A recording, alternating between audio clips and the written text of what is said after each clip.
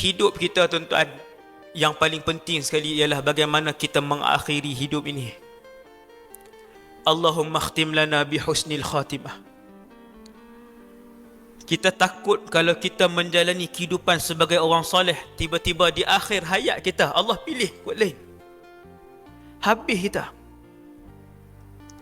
Bukankah ada seorang ahli ibadah wanita, ahli ibadah, tetapi dia kurung binatang sampai kucing itu mati duduk dalam sangkar.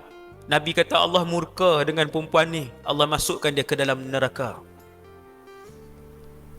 Ada seorang pelacur wanita, pelacur, bukan berzina, pelacur, bagi minum kepada seekor anjing. Allah ampunkan dosa dia. Dia bertobat, lalu dia dimasukkan ke dalam syurga. Tengok ending. Tengok ending.